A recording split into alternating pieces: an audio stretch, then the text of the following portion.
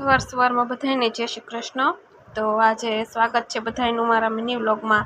હિયાબેન સૂઈ ગયા છે તો અમે એને ઘોડિયામાં હુરાવી દીધી અને આપણે પથારી ઉપાડવાની છે અને ભાખરી પણ કરવાની છે। બની ગઈ એટલે અમે નાસ્તો કરવા બેસી ગયા।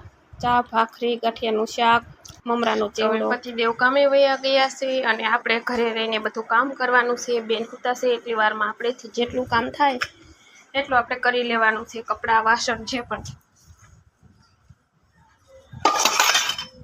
બેન થોડીક વારે હવળે છે અને મારે બાથરૂમ ને એવું ધોવાઈ ગયું છે, વાસણ ધોવાઈ ગયા છે, કપડાં ધોવા બેસું તો સાબુ છે આટલો જ।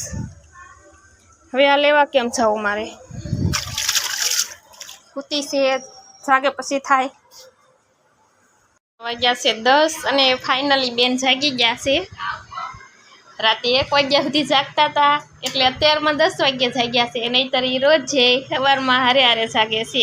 બેન જાગ્યા એટલે તરત આપણે હાબુનો બાંધો લેવા ગયા હતા। આ હાબુ સિવાય કે હાબુ ફાવતો નથી અને આના અત્યારે 60 રૂપિયા થઈ ગયા છે, પેલા 50 હતા। તો આ ગેસના બાટલાની તંગીને કારણે સાબુના ભાવ વધી ગયા। ઉપર થતા અમે મકાન માલિક એમનું ટીપણું નીચે લઈ ગયા છે એટલે આપણે આ બધી વસ્તુ હવે ઠેકાણે પાડવાની છે। ત્યારે વાગી ગયા છે બપોરના 11:30। આપણે કામ બધું બાકી છે। બેન આપણને કામ નથી કરવા દેતા, એને તેડાઈને રહેવું છે ને આપણે એક જ કુકરમાં દાળ અને ભાત બે મૂકી દેવાનું છે આ બવણી પેક કરીને। હાલો નહીં કરીને સૂઈ જવાનું છે। ઈયા બેનને હવે બેનને નાઈ લીધું છે અને સૂઈ જવું છે એટલે એ નખરા કરે છે। તો આપણે હવે આપણું કુકર ખોલીને જોશું આપણે જેમાં દાળ ભાત મૂક્યા હતા ભેગા।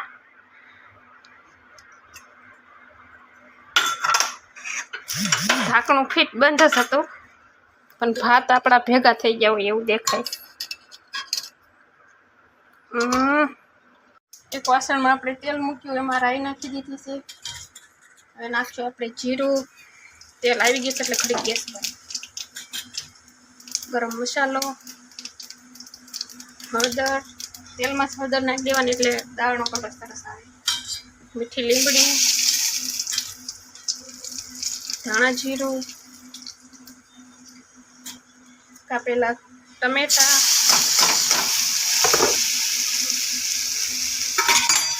સરસ મજાનું મિલાવી દેવાનું।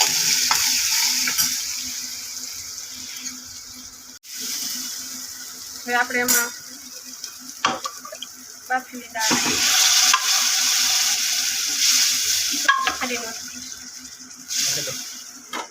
બધી દાળ એડ કરી દઈશું।